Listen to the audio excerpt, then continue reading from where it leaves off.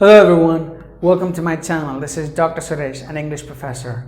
Today in this video we're going to talk about soft skills. Some of you might be wondering what soft skills are.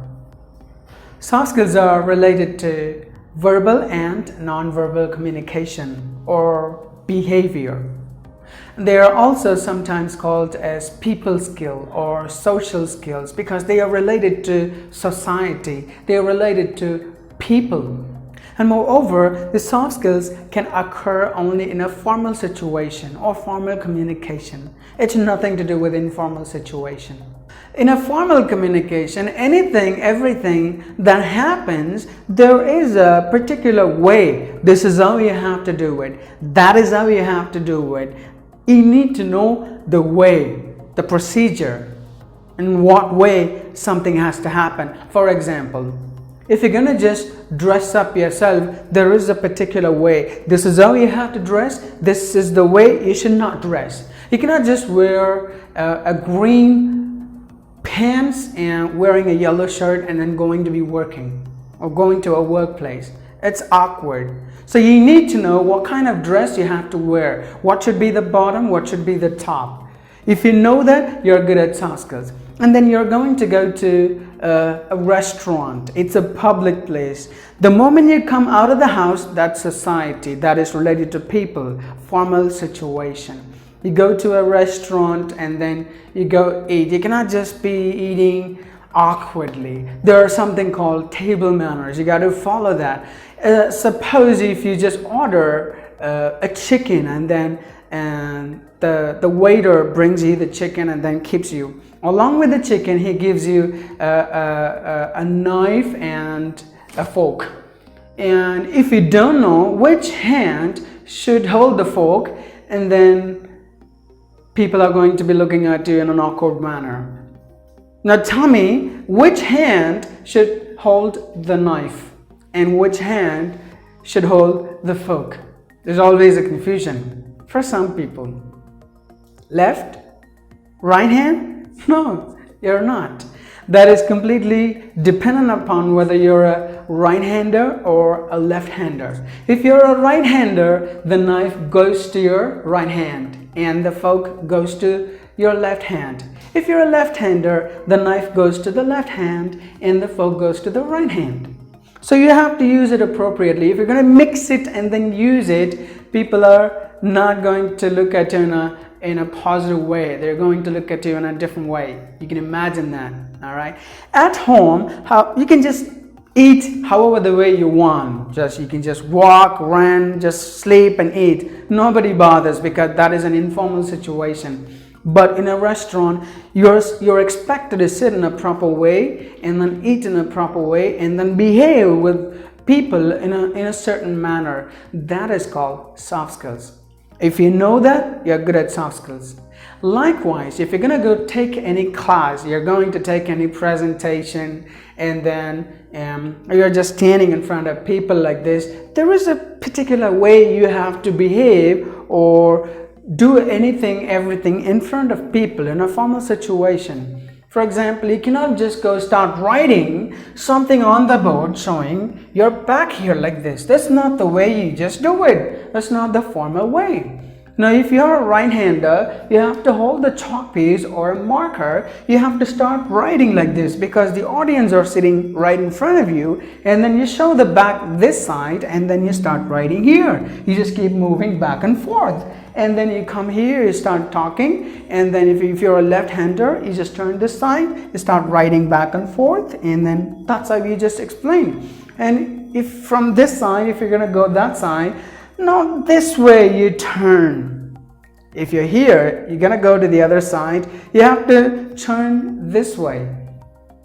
Like this, casually. Like this, not the other way around. Because the board and presenting, writing, there is a particular mannerism. This is how you have to do it. You should know that. If you know it, you're good at soft skills. That's what soft skills are all about. Let me just give you some more examples. These are some of the basics that I gave you. Let me talk about some instances in a workplace. For example, the manager tells you something. Hey, you know what? You have to do this job. by this end of the day, and then you go home. You cannot just simply, at home, somebody gives you a job and then you say, oh, no, I cannot do it. I have some job outside. You can just go away. Nobody bothers. Even your mother or father, nobody's going to shout at you unless it's very urgent. But you cannot do the same in a workplace. You cannot tell the boss or the supervisor or manager, no, sir, I cannot do that. I have some job outside. I got to go. You can't tell that. Even if it's going to be 10 o'clock in the night or 1 o'clock in the night, it doesn't matter. You have to finish that work and then you have to go home. Or if you really have something outside, something urgent, you got to go, there is a particular way that you got to tell your manager. Supposing your manager tells, you have to do this job, our client has asked for this, and then you can say that, sir, I really love to do that. I'm so happy to do that, but unfortunately, I have something very urgent outside. If I don't go, this would be the consequences.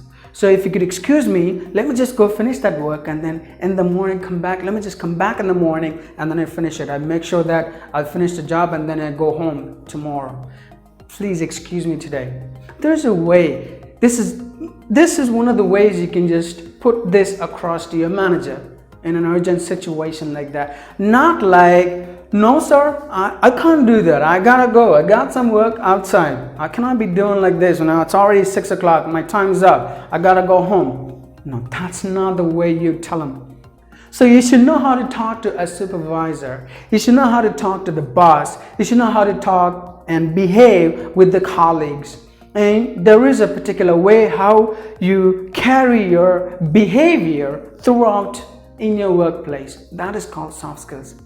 And you should know how to say no, not directly no. There is a certain way of saying no. So you should know all these no's and the behavior. And these are called soft skills. I hope you understood. Let me just give you a little recap on that. Anything, everything that you do or say or behave in a formal situation, there's always a certain way. You should know that and you have to follow that. You have to follow the right way and then you have to do things. If you know that, you're good at soft skills. If you don't know that, you're not good at soft skills. And then most probably your employer is going to tell you that you have to develop your soft skills. All right.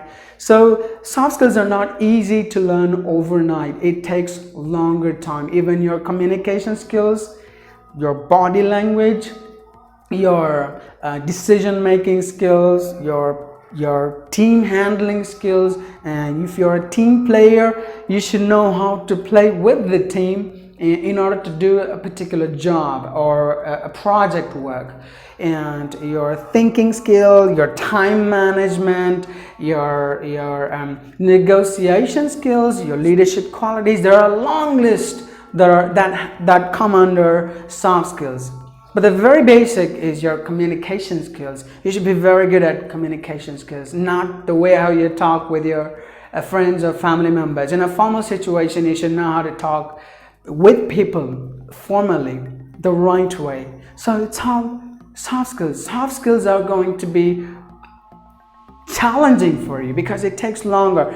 For example, your communication skills. You cannot just learn it overnight. If you're an undergraduate, you almost took about 18 years to learn the language and still you have some doubt about yourself. No, I think I'm not confident about my communication skills because it is a soft skills. It's not something that you can learn overnight. It takes longer time, but not that longer, like 18 years. If you're very sincere to learn the language, it's going to be like 1 or 2 years maximum. You can become a master of that language. Okay, and that's how the soft skills work. And then there's something called stage fear. Most of the people, they have the stage fear in front of people. When they stand in front of people, they don't just simply talk easily, just like how they talk to their friends or family members. When they come here, they just simply blabber and then they get nervous and then they don't really talk out at all. Because it is also a soft skills. It's not something that you can learn overnight. It takes longer time. So that's why they're called soft skills. It takes longer time. But once you learn that, that's going to carry you throughout your life. I hope you got some idea about what is soft skills, and I'm sure you enjoy this video, and if you have any suggestions, kindly put it in the comment box below. Thanks for watching this video.